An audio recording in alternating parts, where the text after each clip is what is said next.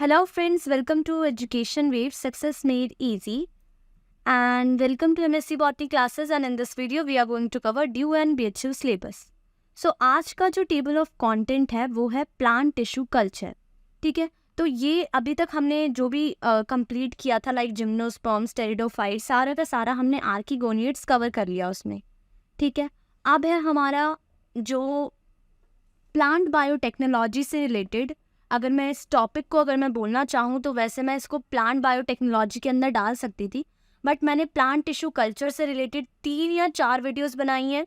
अगर आप इन 3-4 वीडियोस को देख लेते हैं तो जितना भी प्लांट टिश्यू कल्चर जो ड्यू के सिलेबस में है वो तो सारा कवर हो ही जाएगा इन वीडियोस में, क्योंकि मैंने उसी से कंटेंट मैंने उसी से उठाए हैं.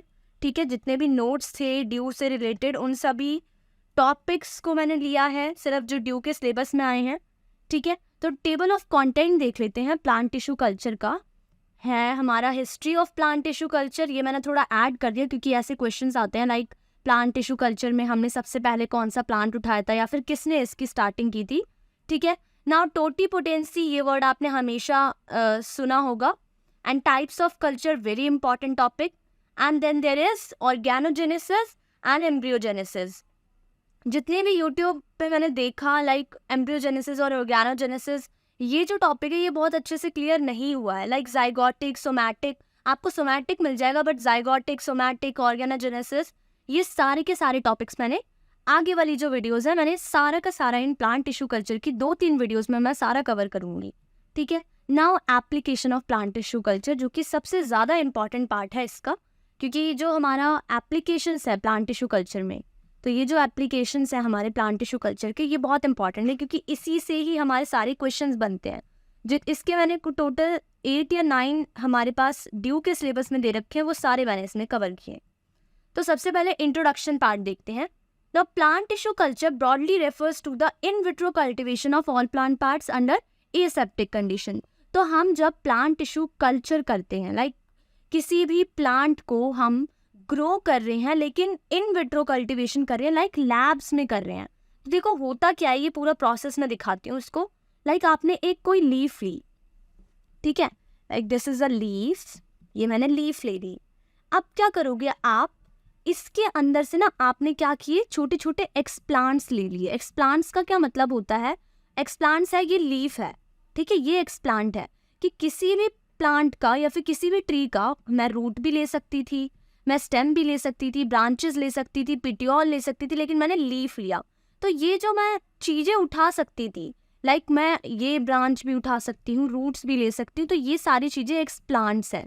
ठीक है, तो मैंने यहाँ पे लीफ एज एन एक्सप्लांट लिया यहाँ पे, और उसके अंदर से मैंने क्या किए, कुछ मैंने इनके अंदर से लाइक छोटे छोटे पोर्शंस ऐसे काट लिए या फिर तोड़ लिया मैंने उनको. ठीक है, अब क्या किया, मैंने उसे एक पेट्री प्लेट पे रख दिया. पेट्री प्लेट पर रखने के बाद ये जो पेट्री प्लेट है यहाँ पे क्या है, सॉल्यूशंस हैं. ठीक है, न्यूट्रिएंट्स हैं. हम यहाँ पे सब कुछ प्रोवाइड करेंगे जो एक प्रॉपर सॉइल के अंदर क्या मिलता है, जो सीड्स को वो ग्रो करते हैं, ऑब्वियसली बात है न्यूट्रिएंट्स मिलते होंगे सॉइल में उसको. ठीक है, और वाटर के अंदर ऐसा क्या होता है जो कि हमें उसे रेगुलर देना चाहिए. वाटर में भी कुछ ऐसे न्यूट्रिएंट्स होते हैं जो प्लांट को चाहिए होते हैं. तो हम क्या करते हैं, यहाँ पे वो सारे न्यूट्रिएंट्स का पता लगा के लाइक वाटर में से ऐसा क्या मिलता है, सॉइल में ऐसा क्या होता है, उन सब का हम निकाल के यहाँ उसको प्रॉपर दे देते हैं यहाँ पे इस पे प्लेट पे. ठीक है, न्यूट्रिएंट्स उसको हमने सारे दे दिए. अब ये न्यूट्रिएंट्स चाहिए थे आपको ग्रो होने के लिए, हमने आपको दे दिए. अब देखो हमें क्या मिल रहा है, यहाँ पे ग्रोथ देखने को मिलती है. ठीक है, अब ऐसे ही जब आप अगर कभी, जिन लोगों को पता है प्लांट टिश्यू कल्चर के बारे में या फिर आपने कभी किया भी होगा, क्योंकि हमारे सेमेस्टर लास्ट सेमेस्टर में था, जितने भी बीएससी बच्चे हैं बॉटनी वाले स्पेशली, उन्होंने तो किया भी होगा. तो ये जो प्लांट टिश्यू कल्चर है आप लेबोरेटरीज के अंदर ऐसे ग्रो कर सकते हैं. ये पूरे प्लांटलेट्स ग्रो कर सकते हैं. एक लीफ से आपने कितने सारे प्लांट्स ग्रो कर लिए, है ना. इससे क्या क्या हुआ, आपका टाइम बच गया, है ना. टाइम कह सकते हो कि आपने टाइम अपना बचा लिया, और क्या क्या चीज़ें कह सकते हो कि हमें मतलब बहुत ज़्यादा एरिया की नीड नहीं पड़ी, है ना.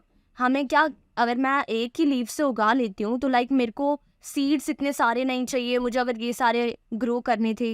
मैंने एक्सप्लांट्स की हेल्प ली, मुझे थोड़े न्यूट्रिएंट्स की ज़रूरत थी, थोड़ा सा टेम्परेचर जो हमें चाहिए होता, जो हमें सूटेबल रखना होता, और एसेप्टिक, लाइक आपको ये चीज़ देखनी पड़ेगी कि वहाँ पे बिल्कुल कंटामिनेशन नहीं है, ठीक है, वहाँ पे बिल्कुल भी एल्गे, फंजाई, बैक्टीरिया, ये जो जितनी भी कंटामिनेशन कॉज करने वाली जो भी चीज़ें हैं वो वहाँ पे प्रेजेंट ना है।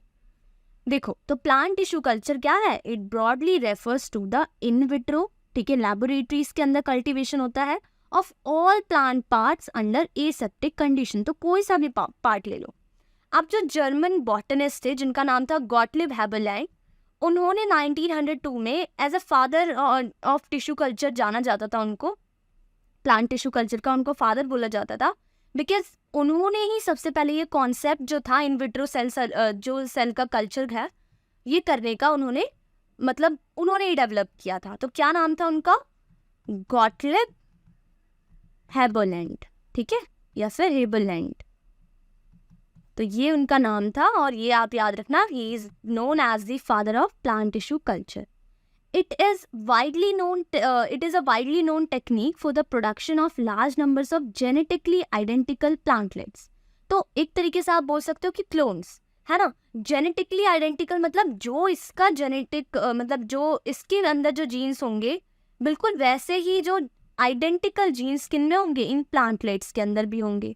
क्योंकि देखो होता क्या है, हम क्या करते हैं, जैसे अगर कोई प्लांट ग्रो भी होता है, मैं अगर इस प्लांट को ग्रो करती हूँ, तो होता क्या है बेसिकली कि जो मेल आया फीमेल आया, दोनों के दो डिफरेंट टाइप के जीन्स आते हैं और फिर ये तीसरा बनता है, तो इसके अंदर दोनों के जीन्स होते हैं।